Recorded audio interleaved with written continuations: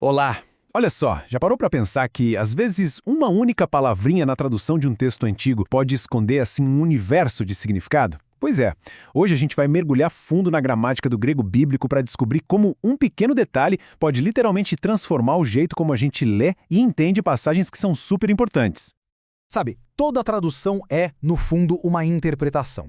Pensa assim, é como tentar descrever uma pintura super colorida usando só tons de cinza. É claro que alguma coisa vai se perder no caminho, né? Algumas nuances, a ênfase que o autor quis dar, tudo isso pode ficar meio apagado. Então a grande pergunta que vai guiar a gente aqui é: que cores a gente está deixando de ver? E mais importante, como é que a gente pode restaurar essa imagem completa?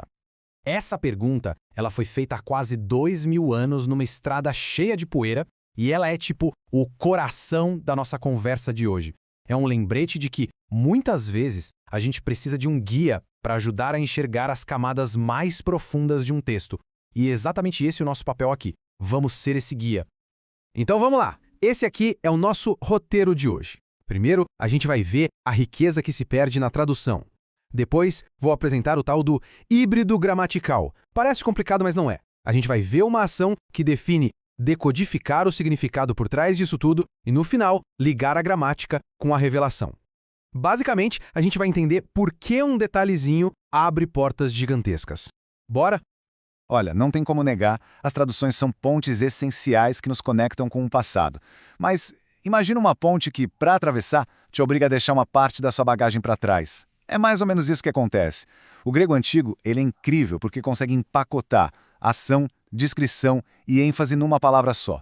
Já no português, a gente muitas vezes precisa de uma frase inteira para explicar a mesma coisa. E aí, nesse processo, a intensidade, a força da ideia original do autor pode acabar se perdendo um pouco, sabe? Tá, então onde é que está a chave para a gente destravar esse significado todo? Bom, ela está numa classe de palavras que é simplesmente fascinante, chamada particípio. Pensa no particípio como se fosse, sei lá, um canivete suíço da gramática grega, é isso. Um híbrido super poderoso e muito, mas muito eficiente. Para a gente entender o poder do particípio, vamos voltar para o básico, mas é rapidinho.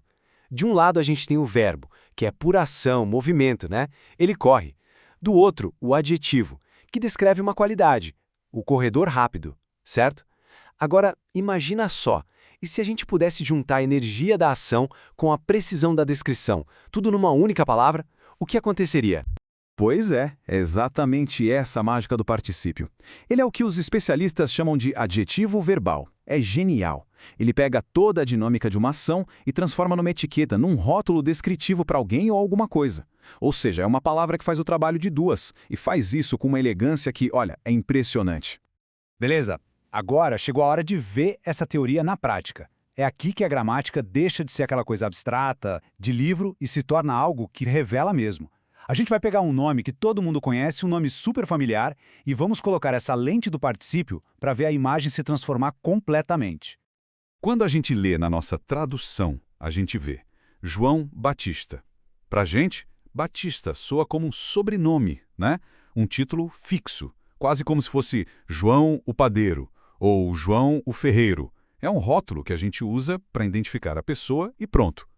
Só que aqui vem a grande virada da história. Lá no grego original, a palavra que a gente traduz como Batista não é um título, não é um sobrenome, é um particípio, baptizon. E o que isso quer dizer? Quer dizer que a gente não está falando de um rótulo parado no tempo, mas sim de uma ação que está acontecendo.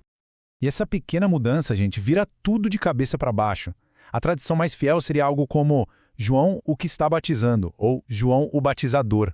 Dá para perceber a diferença? É gigante. A ênfase sai de um título e vai para uma ação que define a pessoa. Não era só o trabalho dele, entende? Era a essência de quem ele era naquele momento. Era a ação que o identificava para todo mundo ver. Uma mudancinha gramatical como essa carrega um peso enorme. Ela sugere que a ação de batizar estava tão, mas tão ligada ao ministério dele, que virou a marca registrada dele, a própria definição. É a mesma estrutura, a mesmíssima, que o apóstolo João usa nas cartas dele para falar de coisas essenciais, como aquele que ama ou aquele que odeia.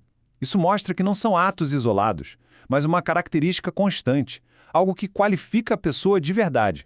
Mas calma que não acabou. O nosso canivete suíço, o particípio, tem mais funções. Ele não serve só para descrever quem faz a ação, tipo um adjetivo. Ele também pode mostrar como, quando ou por que a ação principal acontece. Ele funciona como um superadvérbio, adicionando um monte de camadas de contexto numa frase. E tudo de um jeito super compacto. Dá uma olhada nessa tabela. Um único particípio consegue responder a várias perguntas sobre a ação principal da frase. Por exemplo, ele pode indicar o tempo. Tipo, saindo da sala, ele fechou a porta. O saindo mostra quando ele fechou. Ele pode indicar a causa. Sabendo da verdade, ele se calou. Por que ele se calou? Porque ele sabia. Ou até o meio, o jeito. Ele venceu lutando bravamente. Como ele venceu? Lutando. Percebe? No português, a gente precisa falar depois que saiu, porque sabia, por meio da luta. O grego condensa tudo isso numa palavra só. É uma densidade, uma eficiência do idioma que é simplesmente fantástica. Ok, acho que já deu para ver que o particípio é uma ferramenta poderosa, né? Mas agora, vamos amarrar todas essas pontas. Vamos voltar para a nossa pergunta lá do começo. Afinal, por que a gente tem que se dar o trabalho de entender esses detalhes da gramática? Porque, olha, pode até parecer um detalhe técnico, uma nerdice de gramática, mas não é, de jeito nenhum. Entender ferramentas como particípio é como encontrar um mapa do tesouro que o autor deixou. É o mapa que mostra exatamente onde ele escondeu a ênfase, onde ele queria que a nossa atenção ficasse focada. E aqui está o grande pulo do gato. Conhecer a gramática original é como ter a senha para decifrar um código. É a chave que decodifica as conexões, as ênfases, as pequenas nuances que o autor colocou ali de propósito. Pensa assim, é a diferença entre ver uma imagem em preto e branco e ver essa mesma imagem em 4K, com todas as cores, todas as texturas, vibrando na sua frente. Olha, o particípio é só a primeira porta que a gente abriu hoje. O idioma original é como um palácio imenso, cheio de salas secretas, e cada sala tem suas próprias riquezas. Isso deixa a gente com uma pergunta no ar, né? Que outros tesouros de significado estão lá, só esperando a gente girar a próxima maçaneta? A jornada está só começando.